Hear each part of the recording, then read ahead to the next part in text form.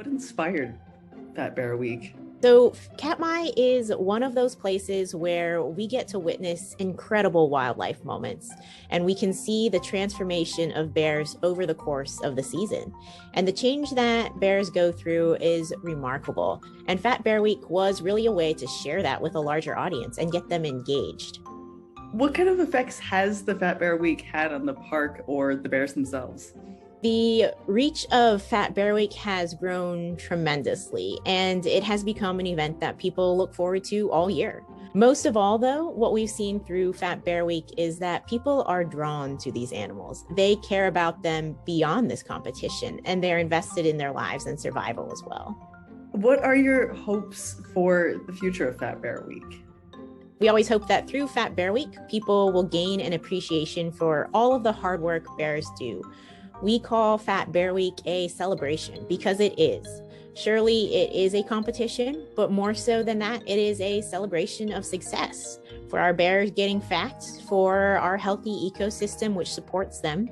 And when you think about stories of conservation, they tend to be a bit darker, a bit more doom and gloom. But here we get to celebrate Katmai, and we hope that we can continue to do that in the future as well. Do you see the competition getting bigger? Every year we are always trying to do something new, but also staying true to those messages. And I don't ever see it becoming more than Fat Bear Week. I know people are hoping for like Fat Bear Month and a whole season. We have all sorts of live events throughout the year where we do chats to talk about the bears, but Fat Bear Week itself, we want to keep it at its core. Our bears are looking as big as ever, and it is going to be a tough competition for sure. Do you guys, as a team, when choosing the bears, get passionate about the potential competitors? Absolutely. And I know every year people are going to say we've made controversial decisions. And that's true because there are so many bears. On average, we see approximately 80 to 90 plus individuals at Brooks River in a season, and that doesn't include cubs.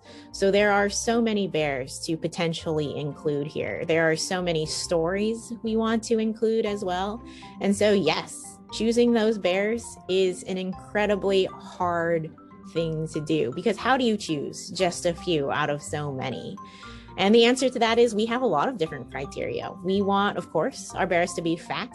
We have to see them in that early season and that late season to see that comparison. We want to include bears of all different groups, like males, sows with cubs, sows without cubs, young bears, subadults, young cubs. That way we can talk about a whole host of stories. And then we also want great individual stories as well. So there's a lot of factors and there are a lot of bears, and it is incredibly hard to narrow that down to the bracket. Do you have any special story you'd like to tell about Fat Bear Week for you personally, or a favorite bear?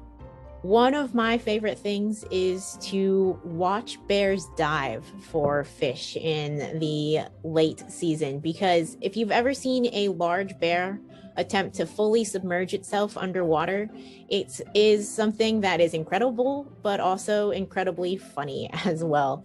And so I always enjoy seeing moments like that. And you see their little paws in the under the water come up, and it's just really fun to see all of these moments for sure. What's the most amusing question class has asked you? I feel like kids are so creative and curious, and it's the best because they ask whatever comes to mind. And some of those are the best to answer. For instance, like, why do we call it Fat Bear Week? Isn't that something, it is an interesting title because for us, we're celebrating that fat because it is their survival. But and a lot of times when we talk about it, people might be like, oh, those cubs, they feel so bad when you call them fat cubs. But in reality, it's a healthy thing. If you could tell people who are watching and who get excited about it every year, one thing they could do to help the bears or the environment, what would you tell them to do? Absolutely. I would say that the first step to becoming a virtual steward is education and awareness. So let other people know about Katmai as well. Encourage them to find something that draws them to this place and share that with them.